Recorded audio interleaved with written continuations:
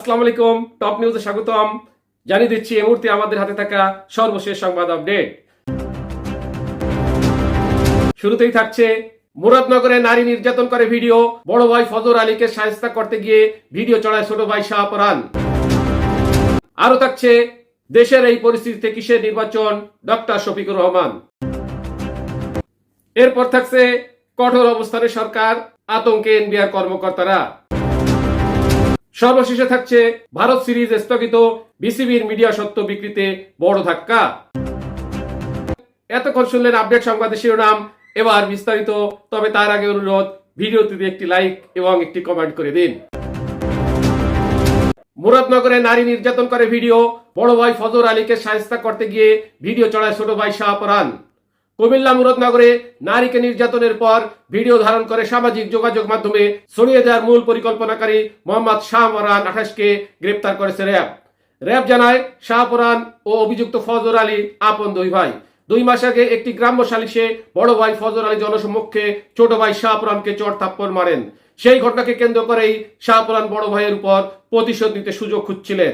শুক্রবার 4 জুলাই রাজধানীর কাউরন বাজারে র্যাব মিডিয়া সেন্টারে আয়োজিত সংবাদ সম্মেলনে এসব তথ্য জানান র্যাব 11 অধিনায়ক lieutenant colonel HM. Sajjad Hossain.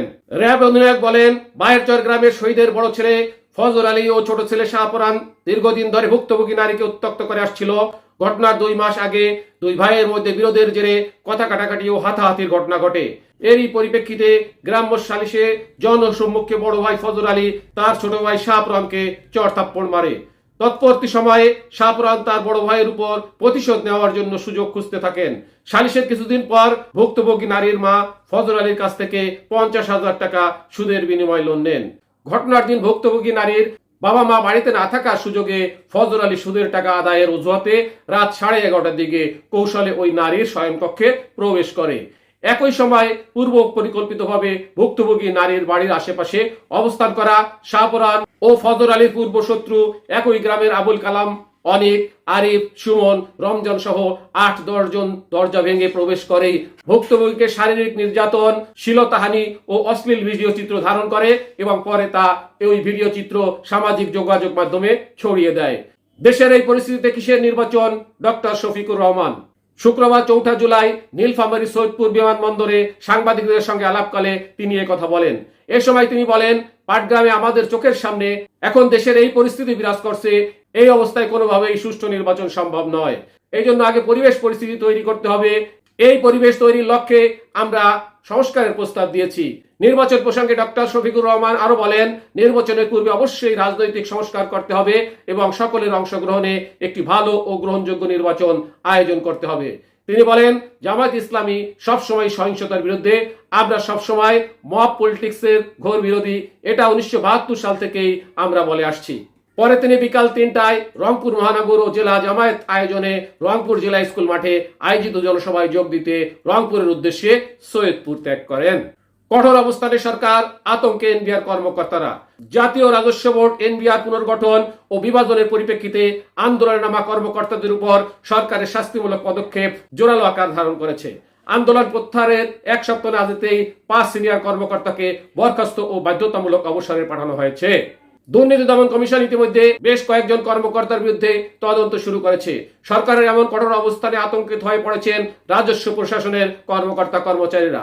আন্দোলনে অংশগ্রহণকারী অনেক কর্মকর্তা কর্মচারী নিজেদের ফেসবুক পেজ নিষ্ক্রিয় করে ফেলেছেন, অন্যান্য সামাজিক মাধ্যম থেকেও নিজেদের গুটিয়ে নিয়েছেন। এনবিআর সূত্রে জানা গেছে আরো অন্তত 6 জন কর্মকর্তার বিরুদ্ধে ব্যবস্থা নেওয়ার আলোচনা চলছে। এই শাস্তিমূলক ব্যবস্থার মধ্যে সাময়িক বরখাস্ত থেকে শুরু করে বদলি পর্যন্ত অন্তর্ভুক্ত থাকতে পারে। ভারত সিরিজ স্থগিত, বিবিসির মিডিয়া সত্ত্ব বিক্রিতে বড় ধাক্কা। আনুষ্ঠানিক ঘোষণা আসেনি, তবে আগস্টে ভারতীয় ক্রিকেট দলের বাংলাদেশ সফরে না আসার বিষয়টি এক প্রকার নিশ্চিত হয়ে গেছে। আগামী সপ্তাহে এ বিষয়ে আসতে পারে চূড়ান্ত ঘোষণা। স্থগিত সৃষ্টি কবে হবে তারও সুনির্দিষ্ট রূপরেখা বিসিবি ও ভারতীয় ক্রিকেট বোর্ড দাঁড় করাতে পারেনি।